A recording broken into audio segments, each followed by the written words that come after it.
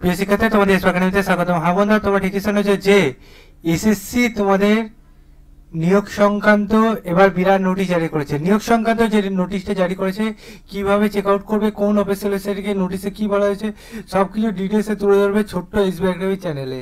তাই SB academy channel যারা subscribe করেনি সাবস্ক্রাইব করে নাও এবং ডাইরেক্ট গুগলে এসে সার্চ করো ssc.gov.nic। এটা দিয়ে গুগলে সার্চ করার পর তোমাদের অফিসিয়াল লিঙ্ক সেটা প্রথমে পেয়ে যায়। এই পেয়ে যাওয়ার পর তোমরা আবারও নিচে দিয়ে স্ক্রল ডাউন করতে হবে। এই নিচে দিয়ে স্ক্রল ডাউন করে প্রথমে তোমাদের দেখতে হবে একটা পিডিএফ দিয়েছে, সেই পিডিএফটা ডাউনলোড করতে হবে। এখানে বন্ধুরা তোমাদের কি বলেছে পুরো ডিটেলস এটা পড়ে নাও।